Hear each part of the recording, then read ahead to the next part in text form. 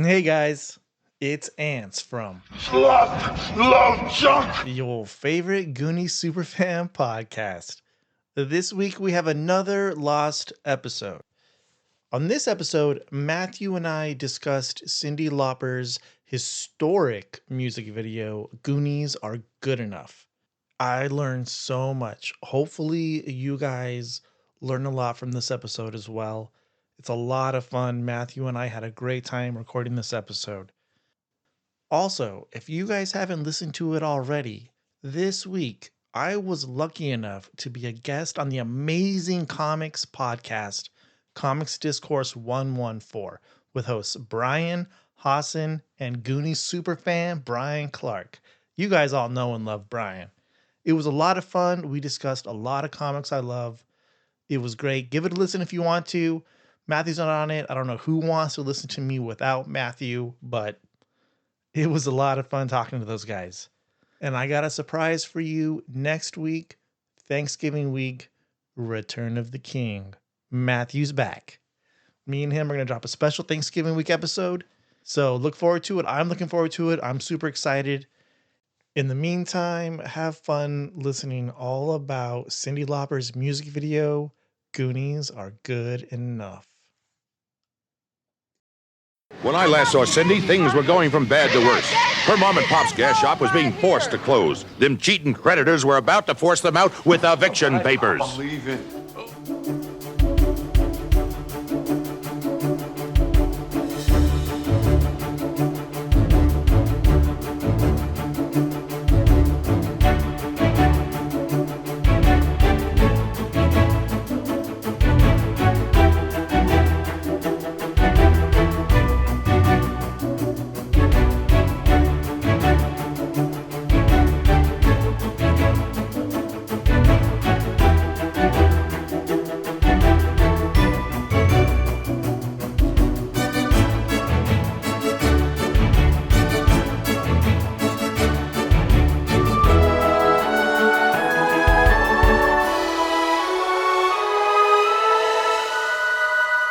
Just don't mess it up, because I swear to you, time after time, you mess it up. Time after time. Hey, you guys!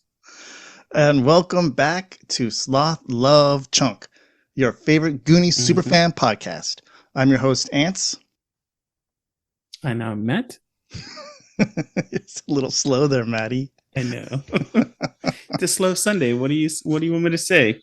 And on this episode of Sloth Love Chunk, we are going to discuss the most whacked out, longest, historic, and probably groundbreaking music video of all time. Wrestler filled. Yeah. Cyndi Lauper's Goonies Are Good Enough. But before that, as always, make sure you guys check us out on Instagram at Sloth Love Chunk _podcast.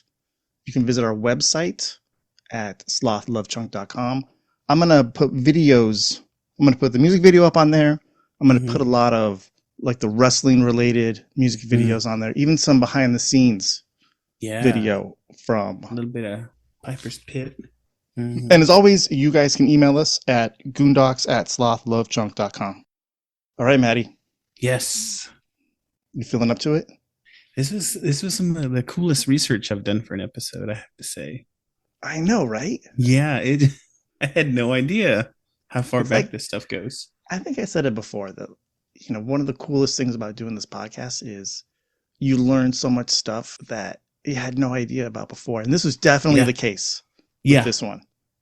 I mean, I thought it was just going to be basically like music video, but then when you start looking into it, it just sort of balloons into so much more cool information. I know.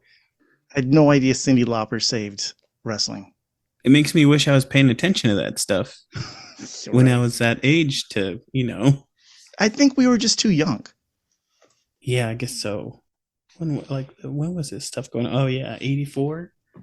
Yeah. So we're just going to do the music video today. If you guys remember, back on episode 5 of Sloth Love Chunk, we covered the Goonies soundtrack. So if you missed it, go back and listen to it. We covered the song itself pretty in depth on that episode. We're not going to go through all that again. No. It's gonna be a waste of my time, yo.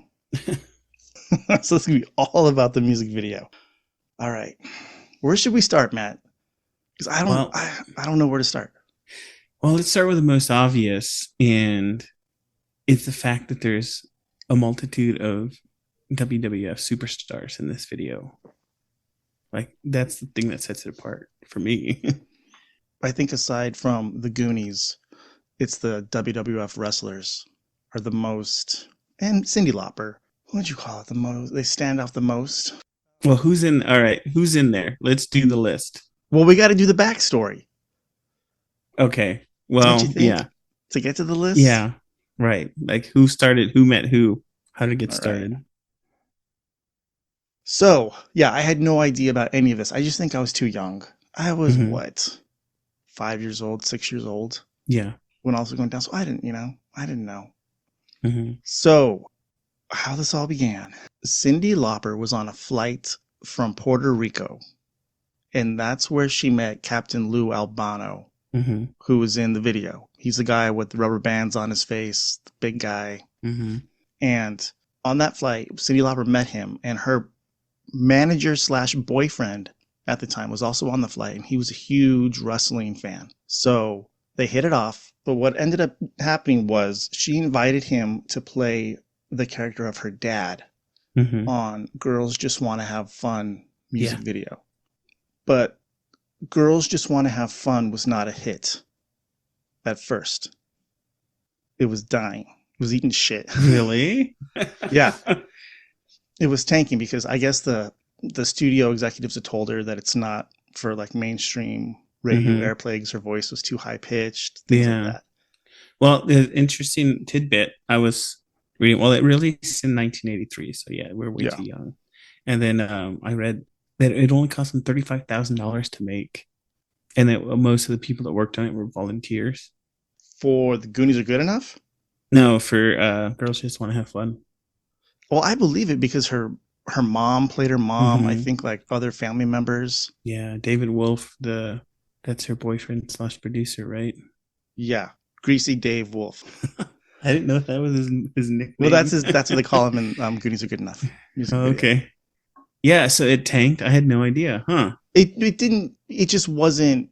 It wasn't taking off. So Dave Wolf had the idea of, let's try to get Cyndi Lauper onto some wrestling broadcasts. And I guess at the time the broadcasts were done like Friday night, Saturday morning, and I think Sunday morning too.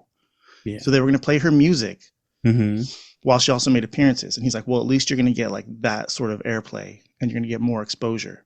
And it actually worked. She was a hit on the wrestling. Yeah. So when they brought her on, they made a storyline for her where Captain Lou Albano was sort of like her pseudo manager. But then they made it to where he was the heel, where he was taking credit for all of her success. Yeah.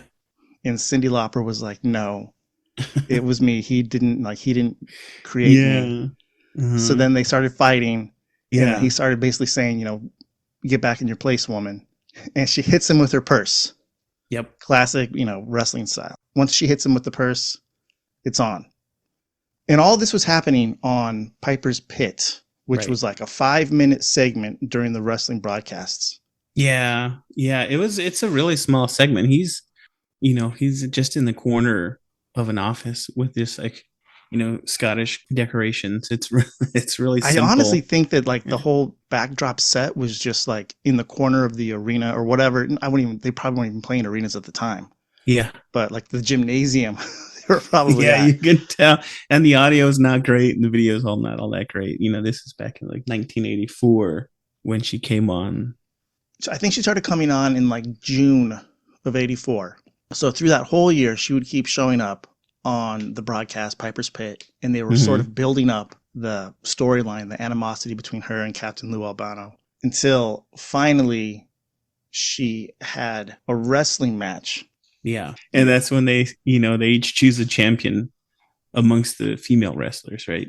Yeah. So Cyndi Lauper chose Wendy Richter, who also appeared in Goonies Are Good Enough. And Albano chose the fabulous Moolah. And it was broadcast on MTV. There was a lot of other matches, but MTV only broadcast the main event. What do they call it? They called it the Brawl to End It All. Yeah. I read that this was the first time wrestling had been aired on cable TV. Yeah. Which is huge. Yeah. So at this time also, Cyndi Lauper starting to really take off her popularity. Girls Just Want to Have Fun finally picked up. Time After Time came out. Yeah. Albano was also in Time After Time, which it sounds kind of funny given how like somber of a song it is. And there's Albano. He plays a cook in a cafe or something. To continue the wrestling connection, which they actually gave it a name. It was called the Rock and Wrestling Connection. Mm-hmm. So after the Brawl to End It All, Albano and Lauper sort of made amends. Mm-hmm. And during a wrestling show, Cyndi Lauper was presenting Albano with a gold record, saying like, "You did help me out in my career. Here's a gold record for all your help." Roddy Piper gets jealous, grabs the gold record, breaks it over Lou Albano's head. Oh gosh. Cyndi Lauper goes, tries to protect Lou Albano, and Roddy Piper kicks her in the head. So then this is what begins Roddy Piper versus Lauper sort of angle. Yeah. So kicks her in the head. Hulk Hogan jumps into the ring, protects Cyndi Lauper. So what this leads to is another MTV broadcast, and this one was called The War to Settle the Score. Nice. And this is when Hogan was defending like Lauper's honor against Roddy Piper. So they aired on MTV. It was the highest rated show on MTV up to that time. Huge success. Then the Grammys happened. Cyndi Lauper takes Hulk Hogan to the Grammys with her. He's sort of acting as like a bodyguard for her. She wins Best New Artist. I think she won like Best Female Artist too. She's becoming the biggest female act in the world. So after the success of the Brawl to End It All, Vince McMahon decides to take a risk and put on a wrestling show on pay-per-view. And that was WrestleMania 1. And Cyndi Lauper even appeared. Whoa. And I think as we all know, WrestleMania 1 was the start of the uber popularity and success of wrestling from then on. It really was a... So anyway, this is how Cyndi Lauper saved wrestling. That random meeting on an airplane led to WrestleMania. And after that... Wow. Isn't that crazy? Right? It's freaking Cyndi Lauper. I had no idea. Yeah. So part of that rock and wrestling connection is what put all of these wrestlers in Goonies Are Good Enough. All right. Yeah. That's the backstory. Yeah, you found it. You got there. A little rough. We got there. Yeah. All right, Matt. Let's do the music video, baby boy. Okay. All right, give me what you got. Well, if we're just talking about the video, and for those who haven't seen it, setting the scene, it's Cyndi with her real life mom, right? What's her name? Katrine? It was a stage name, actually. Oh. Anyway, yeah. So then this rundown kind of gas station, Cindy's kind of lamenting how they're going broke. And then a car rolls up, right? A limousine. And who's in that limousine? We have evil investors led by Roddy Piper. We got the Iron Sheik. There's that one guy I didn't know, Larry something, Brazzers? Freddie Blassie. Yeah. See, I never knew that guy. I knew him a little bit, but he was older. So they show up basically saying, you guys haven't been paying your mortgage or whatever. We're taking over that. Yeah, they're going to take that over. And why don't you go back inside and make me some more cookies? It's total overacting on the part of all the wrestlers. It's so bad. But, the part that I never really grasped onto was the hibachi guys. Because, part of the gas station, there's like a snack lady off to the side, right? That's selling like treats. And because they're corporate buttholes, they kind of push her aside and bring in some like Benihana type. That was Wendy Richter, the lady that was selling veggie burgers. Oh, yeah. She's the female wrestler that had wrestled Fabulous Moolah. Yeah, it's just a collection of random... I don't even know who, did they even have a plan for this video, or was it just all off the top of their heads? This is what we're going to do. It's just so crazy. The Benihana guys, I don't understand. Like, I don't understand that at all. You know, maybe it was at the time that was seen like as a douchey place to go. You know, like your power 80s guys, like a yuppie joint. Yeah, like a yuppie thing to do was to go to Benihana. Yeah, we're kind of forgetting a big part is at the beginning of the video, there's narration that kind of sets the story. And it doesn't say in the credits anywhere or anywhere that we could find in our research, but we're sure that it was Richard Donner, right? So, I think. So what made this video cool was, and I'm not 100% sure about this, but everything that I looked up made me believe so, that this was the first video that was split into 2 parts. Mm-hmm. So part 1 was released, and I think these dates are right. The first part was released on June 6th, 1985. Right. The second part was released on June 8th. So and in between there was June 7th, which was Goonies Day, when the Goonies were released.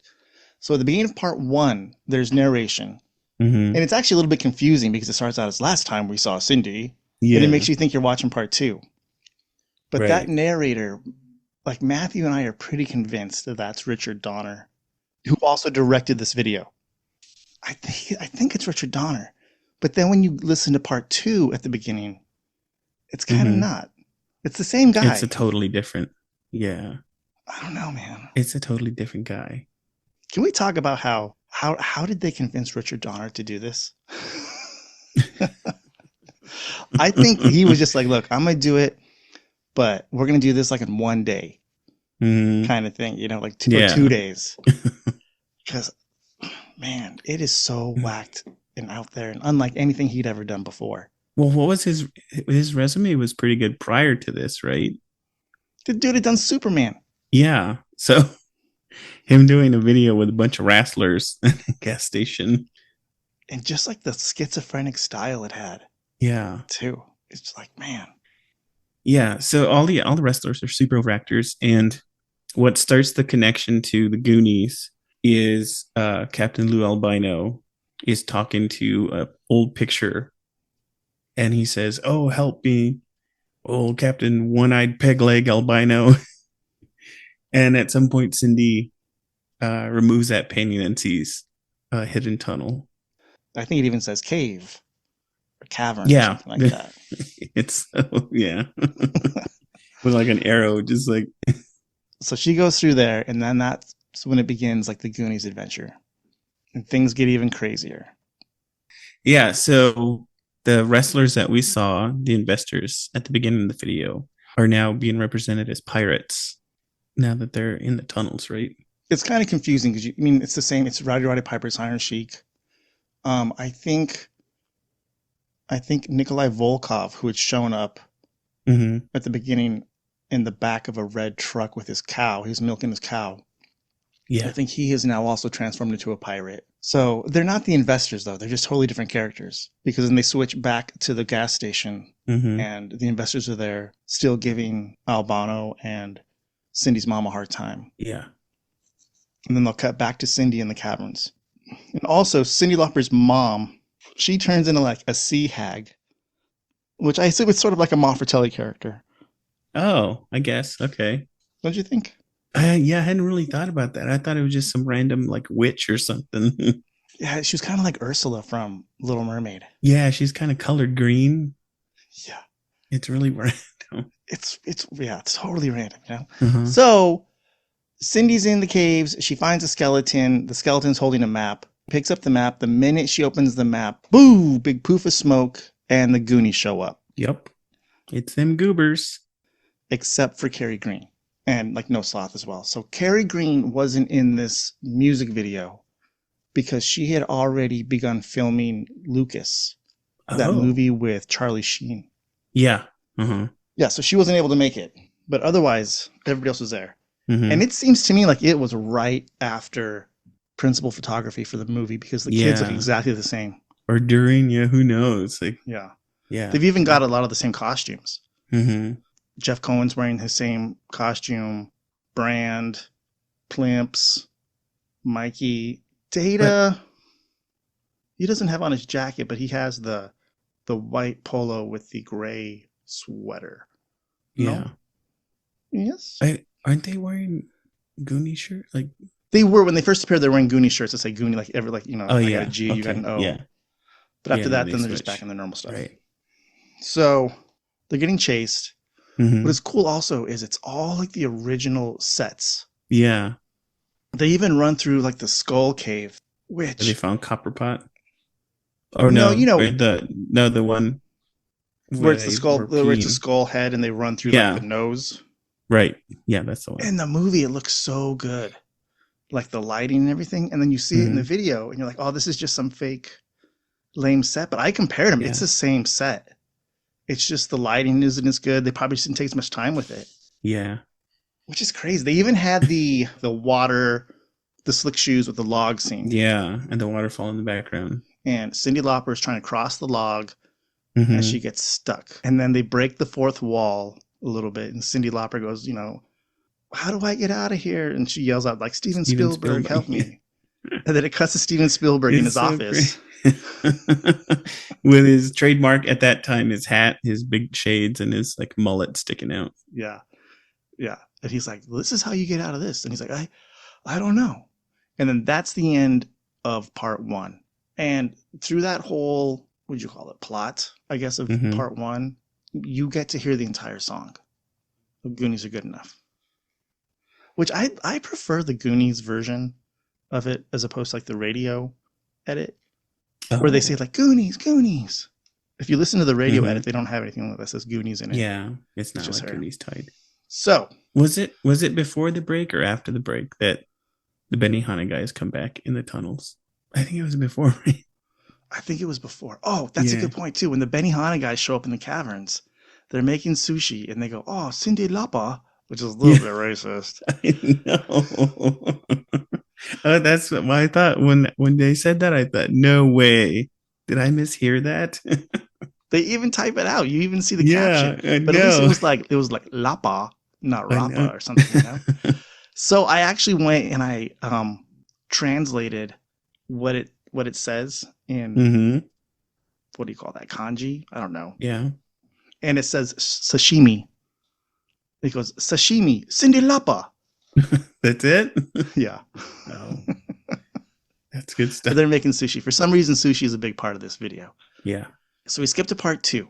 And it's like, "Oh, last time Cyndi found a map. Oh, these guys are trying to take down Yeah. the gas station. What is The Cyndi new going to narrator do? And the Goonies, no, the Goonies." Yeah. I don't like the new narrator guy, the second part. I think it's the same one, man. I It's don't know. not. It's not. This guy's like a sportscaster or something, the way he talks. So on this one, the pirates have captured the Goonies and Cyndi Lauper. The Goonies are tied up on the Inferno. It's the original set from Yep. the movie. And the pirates are there and they're making sushi. They're forcing the kids to help them make sushi. Is that what they're making? I thought it was like a stew or something. No. Well, they're saying sushi, but Oh. there's an appearance of the deleted scene octopus, Yeah. which is choking out Cyndi Lauper. It's really weird too, because they make like a weird sound effect for the octopus. It's like grrr, grrr. Yeah. It's just weird. What's also weird to me, I think this was a call out to what are their names? Was it Boff and Bertha, the gorillas? Oh. The Goonies are wearing these weird green gorilla feet Are they? on the ship. Pull it up, baby boy. I didn't notice that, dude. They're gorilla feet with like neon green fur. You think that was like a merchandise thing? I don't know. I think it was a callback to the Huh. gorillas. I think that's what it's supposed to be. They probably hadn't cut them yet from the movie. Just like just like the octopus made an appearance. Yeah. But yeah, watch it again and look at their Okay. feet. It makes Well, no I sense. never noticed their feet. I notice everything.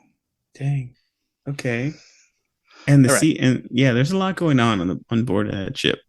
Oh man, we almost forgot the Bengals. Oh yeah. The Bengals are on the ship too. They're playing pirates as well, Yeah. which is pretty crazy. Yeah, they had yet to have a hit at all. right? They were a couple years from Walks Like an Egyptian. Yeah, they hadn't had a hit. Like Cyndi Lauper Yeah. had basically discovered them, put them on the soundtrack. Oh, they also somehow, the Pirates got Greasy Dave, who's Dave Wolf, Cyndi Lauper's manager boyfriend, and Wendy Richter. They're also tied up on the boat now. I don't know how they got. I'm watching it. Okay. I never noticed their feet. That's nuts. Pull it up on your phone, bro. I can't believe they had green feet. Okay, there we go. So finally, the Goonies break free. They defeat the pirates on the boat. They open a big treasure chest full of riches. Mm-hmm. When they open it up, we also get to watch a bunch of clips from the movie, it's interesting how the clips from the movie are like in a weird different aspect ratio and like quality. Then it turns into a big dance party.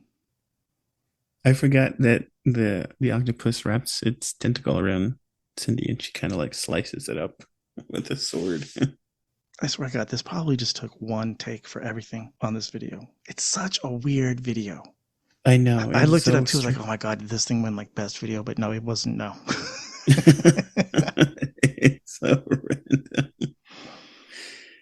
Yeah.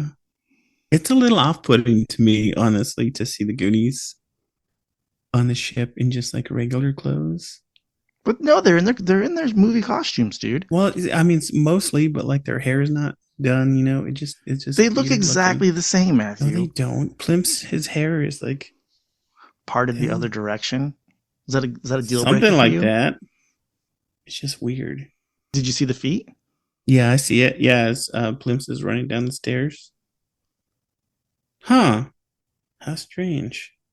Yeah, they're all wearing the green fur. So Cyndi Lauper and the Goonies get the treasure. Mm-hmm. And then it cuts to Cyndi Lauper crawling back through the hole into the gas station. We don't see the Goonies again. They probably went and saved the Goondocks. Right. Cyndi Lauper comes out. She gives the rich stuff to Roddy Piper. And I think he was still like, oh, whatever. It's just still my place. Yeah. So then Cyndi whistles and then another big poof of smoke. And Andre the Giant shows up. Yeah. Just in a very strange outfit.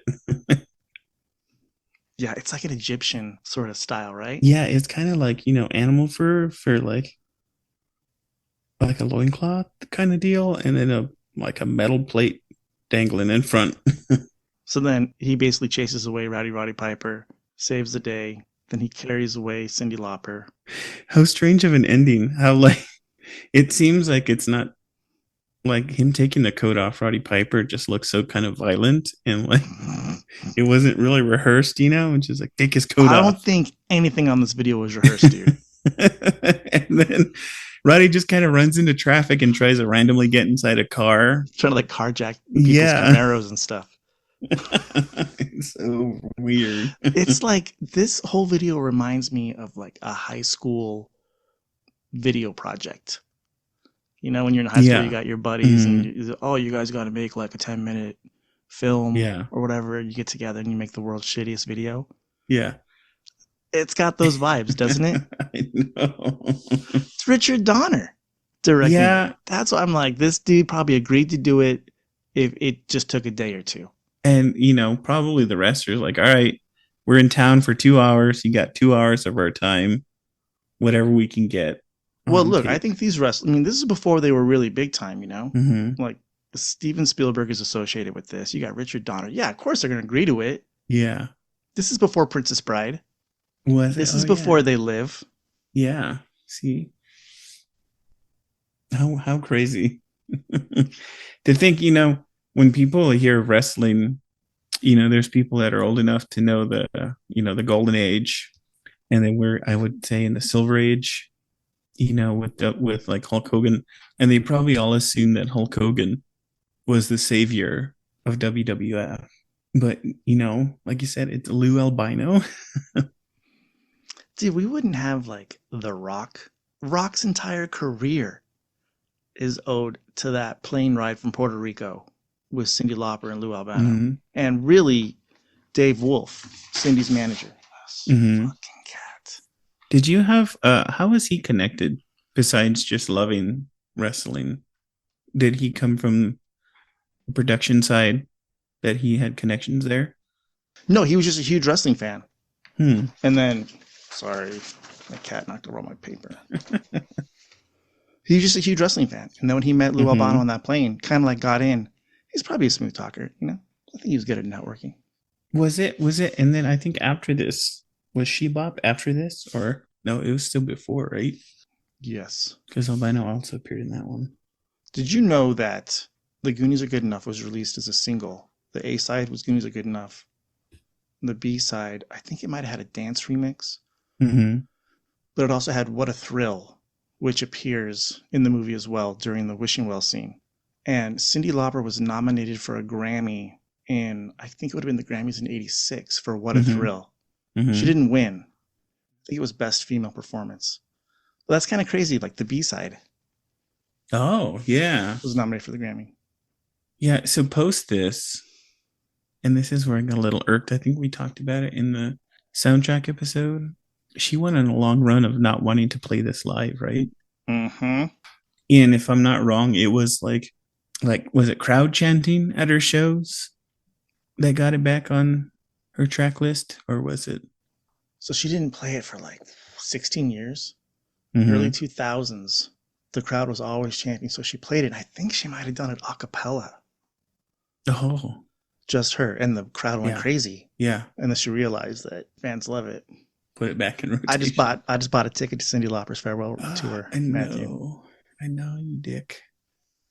Yeah. I've been looking at her set list. She plays it. She plays Goonies Are Good Enough, either second or third. I'm going to record it. And then I'll I hate you, dude. do like a selfie of me dancing to it, and then I'll send it to you. No. I bought the nosebleed, like the cheapest possible, like top of the bowl nosebleeds. But still, dude, I mean, that's gonna be a good time. Yeah. She's 71 now.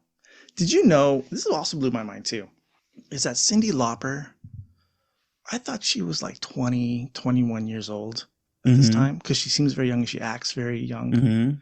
She was 30. Whoa. Yeah. During all that promo stuff? Yeah. Wow.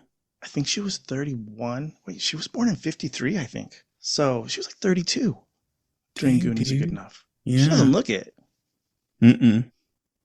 Yeah, and she told, I mean, it totally encompasses the wackiness of the 80s, I think, this video, which is another thing I like. Do you think Cyndi Lauper was the impetus for that fashion, that early to mid 80s fashion style? Or do you think that was her just doing it as well? Or do you think her style? I think her style had the influence. There wasn't really any other stars. I mean, until Madonna showed up. You think of you say 80s, if you were to give a quiz and say, name an 80s artist with crazy colored hair, I think Cyndi Lauper would be like right away. People would give that answer. So, well, that crazy colored hair, she was showing her true colors. Yeah. Yeah, because she's a dedicated person. Girls just want to have fun, Yeah, I think would that be a mantra or like an oath to say girls just want to have fun? I think it's an oath. Oh. Well, speaking of oaths. Speaking of oaths. You see, I did my best, bro. I gave it hell. I jumped when I saw a chance. All right, guys, it's time for the Goonies Oath. If you also want to become an official Goonie, raise your right hand and follow along. All right, here we go. I will never betray my Goondog friends. We will stick together until the whole world ends. Through heaven and hell and nuclear war. Good pals like us will stick like tar. In the city or the country or the forest or the boonies. I am proudly declared a fellow Goonie. Yes.